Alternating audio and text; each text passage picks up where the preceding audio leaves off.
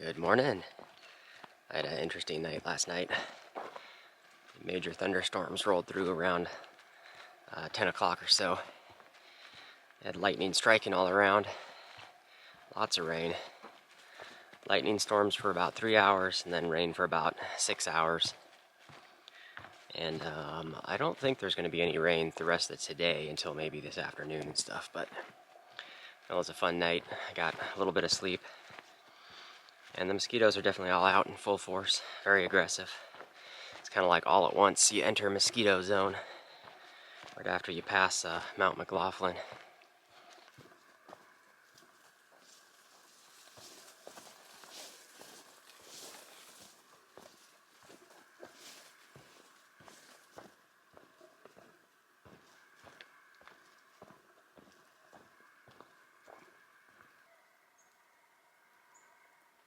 Get this really cool feel to the forest. It's all like damp and muggy and being chased by mosquitoes, and it's very quiet.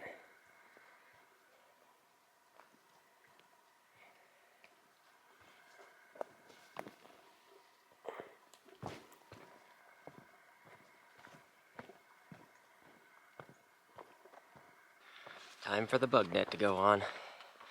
Yeah, mosquitoes are pretty relentless right now. The trail's pretty rocky.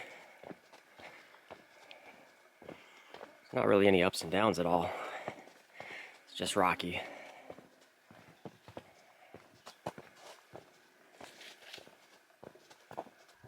Yeah, mosquitoes are relentless. Not quite as bad on the AT, but almost. A little bit of hill climbing up this little rocky bit.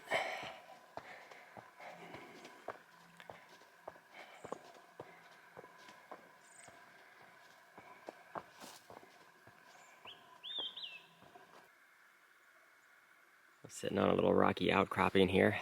The one place with no mosquitoes. I'm not in any rush today because I'm not doing super big miles. So I think this will make a good place to take a break. I'm going like, I don't know, 2.5, 3 hours straight and just constantly swatting mosquitoes. So I'm going to set up a little bit and start drying some stuff out as I can. And just sit here and enjoy the view.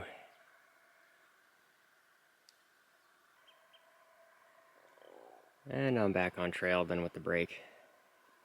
That was a nice little stop. I think I was hanging out there for an hour. Got some stuff dried out.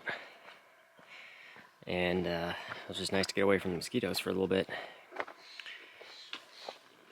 And I think from here, there's about 4 miles to a lake, which would be the first water source. Or if I can hold out 7 miles, there's like a stream crossing. And I think I'm going to do that because I got a full liter. It's not hot or anything, and I'm not really drinking it down, so I think I can do 7 more miles. There's a little bit of hill climbing today. I think there's some more uphills coming later, but it's not too crazy. The mosquitoes are definitely less up here. We're back in the thick of it of the mosquitoes again. This whole area is just kind of reminding me of like New Hampshire or Maine or something out on the AT. Just with everything being wet. Similar types of trees.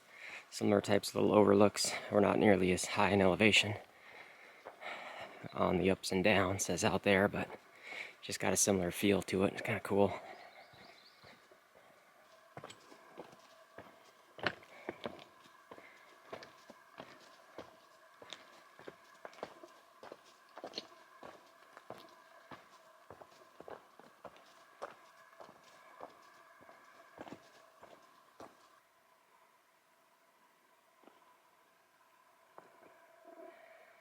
Nice rocky hillside boulder field that we're going across.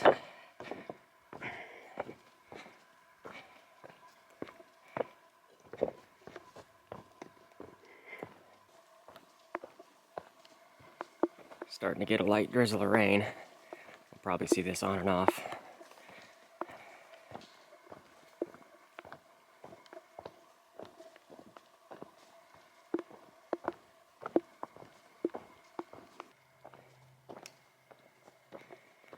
There's a split off for getting down to the snow lakes. First water source of the day. I'm gonna skip it though. I'm still good to get us to a stream crossing in about 3.5 miles. That's where I'm gonna fill up. I should be out by then, I think.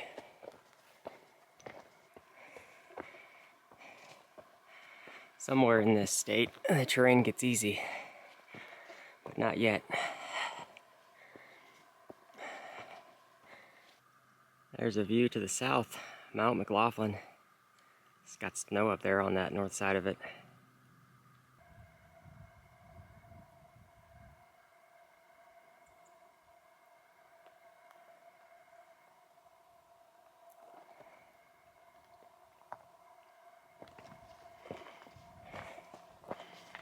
Just lots of rocks and uphill today.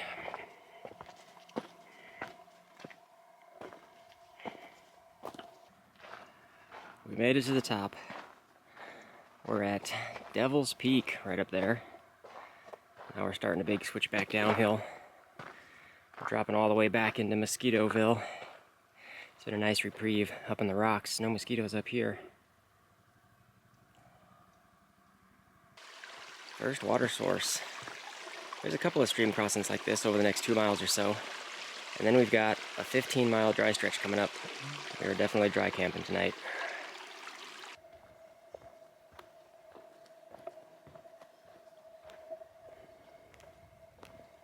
$1,800 miles.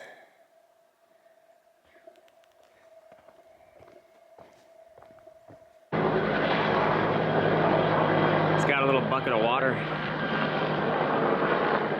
Firefighting operations. That's how close we are to the next forest fire. It's just a little bit ahead of us. Last water source for the day. I gotta fill up here. I'm all loaded up with water, nice and heavy. And I think I'm gonna go like another, it'd be like 3 miles further, I think, than my initial intended site. So I think we got like a total of 6.5 miles left, which is plenty of time. We were doing good on timing today. That'll get us closer into Mazama village for tomorrow, so I won't have to need to rush in there. I'll be a little bit closer.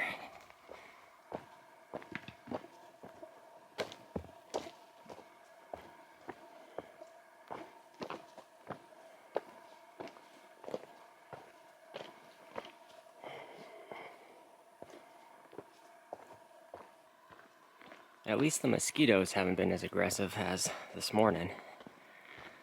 They're out here, but they're just not a bother really, which is nice. We just got a few more miles to camp.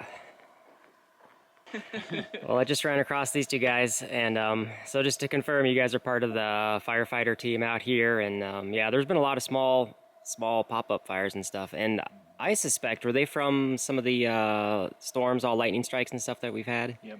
Cool. So I just want to say a big thanks for you guys being out here and doing a good job, putting all the fires out. Yeah, no problem. Cool. Thank you much. Well, that was pretty cool running into those guys. I've run into like backcountry rangers and trail maintenance crews and stuff, but not a little firefighter crew. And yeah, there's a lot of little pop-up fires out here. I'm gonna go into more of a detail once I get to the next town stop, and I gotta work my way around this. But yeah, there's a couple of areas I'm gonna have to skip trail miles wise, just because of all the fires coming up.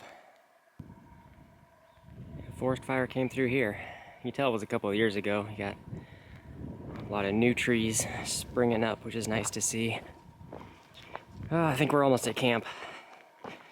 Maybe a mile or so. Made it to camp, getting set up the rest of the way. Eat my last dinner here in a little bit. The one little grove of trees that didn't get burned in this whole little charred forest fire area. And the trail's just kind of up there, 100 feet or so, and it kind of wraps around through this way. Wouldn't be surprised if a few more people trickle in. There's enough space for 5 to 8 tents at least. I think that's going to do it for today. Tomorrow we are getting into the Crater Lake area. Getting up to Mazama Village. Hopefully I can get up there for lunchtime. There's a restaurant there in the village, so we'll get some food. There's a general store we can resupply. I still got to figure out what the next stretch is going to look like because there's a section closed due to a fire. And we're meeting up with my sister, so a lot of fun activities going on tomorrow. So we'll see that. Thanks for watching, and we'll see y'all in the morning.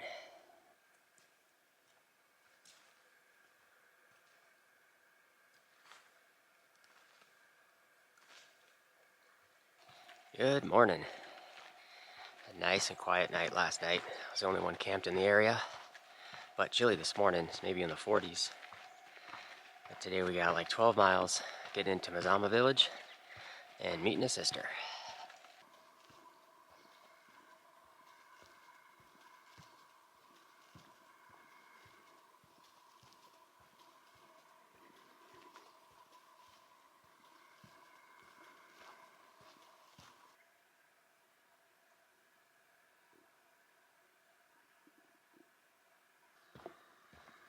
It's really cold this morning. Coldest morning in a long time.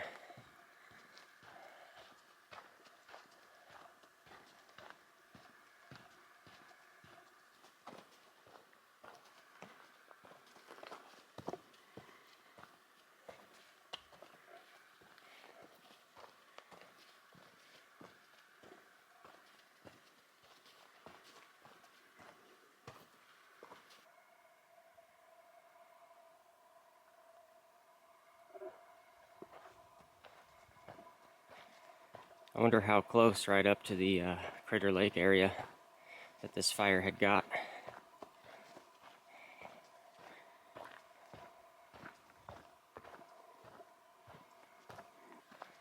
Well, the trail was nice and flat this morning, but it seems like we've been going uphill for the last 3 miles or so at least.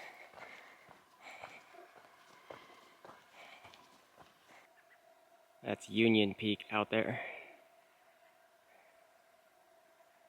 And then that's kind of looking to the south and west. Hazy smoke from the fires. Done with the first big hill climb.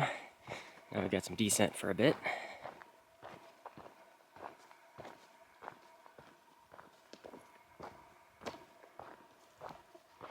Sweet. Now entering Crater Lake National Park.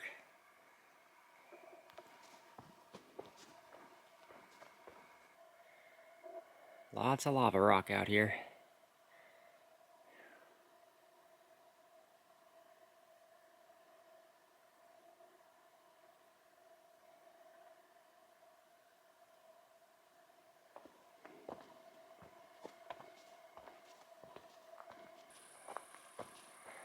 More uphill for a few miles.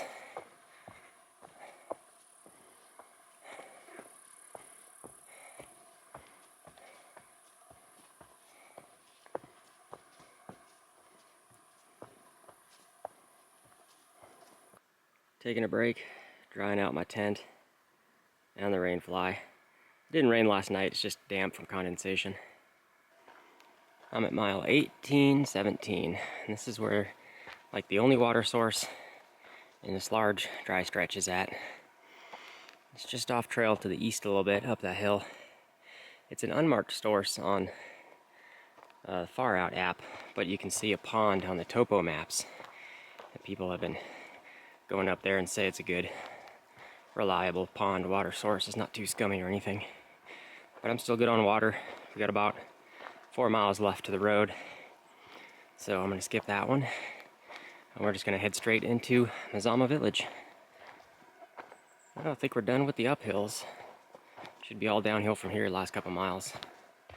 Uphills aren't steep or anything, it's just I don't like grinding uphill for 5 miles.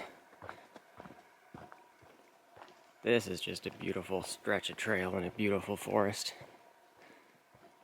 I love the feeling of like being totally alone out here. It's just me in the woods. We made it. Coming out at Highway 62. We're gonna head to the east. It's only about a mile of road walking, I think. And that should take us right to the Mazama Village area. We'll see you there. We made it. The restaurant's gonna be the first stop.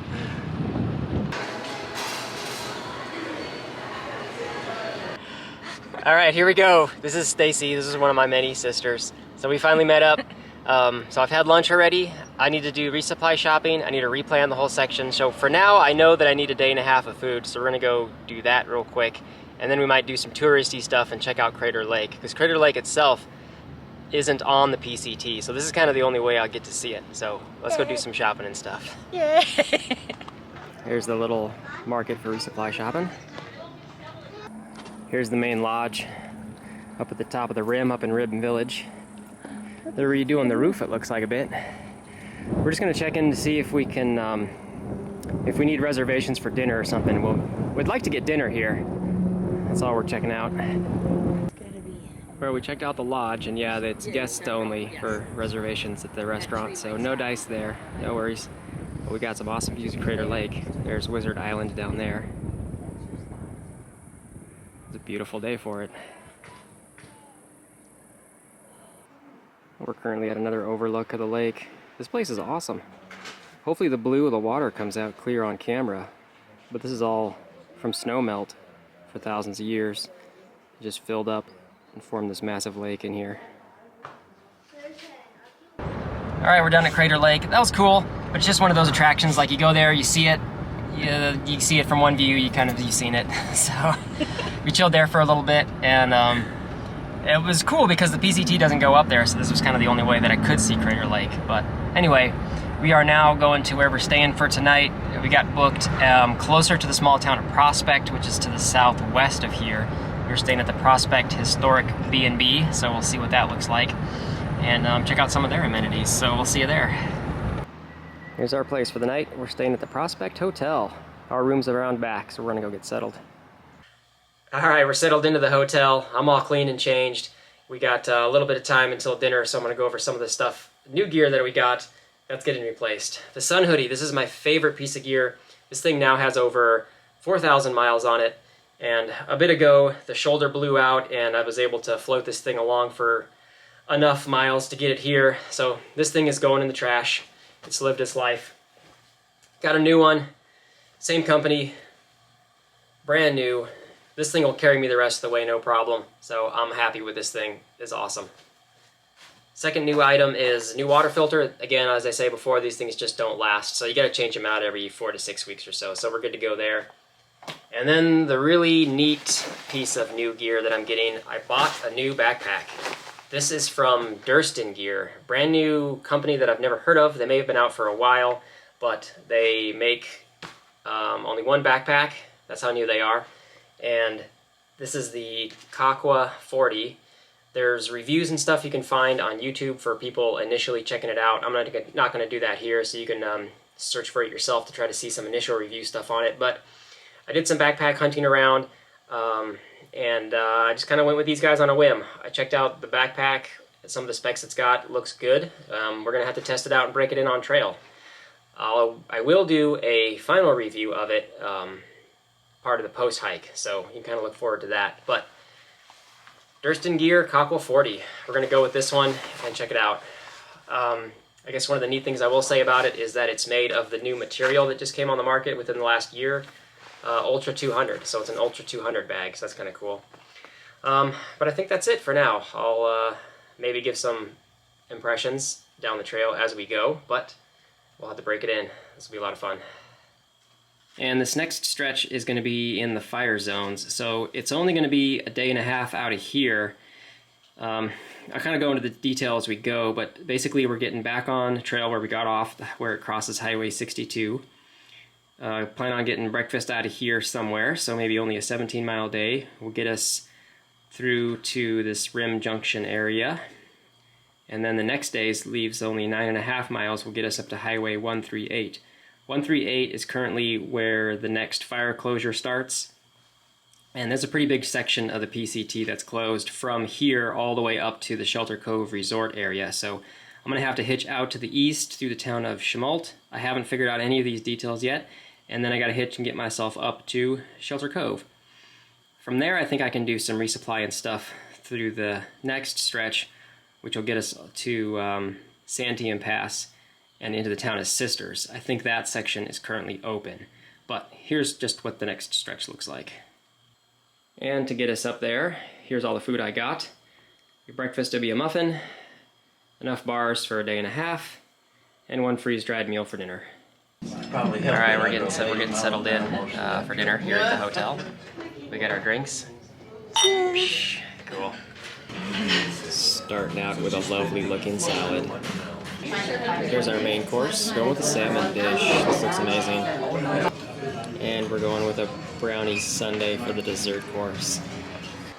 Back from dinner, that was excellent. I think we hit a winner with this place. This is a really nice establishment. The main house itself is kind of a historic building. It looks awesome on the inside. But yeah, great dinner. Chandeliers, everything is beautiful. So we're gonna say goodnight. We'll see you guys in the morning. Thanks for watching. We'll see y'all. Bye.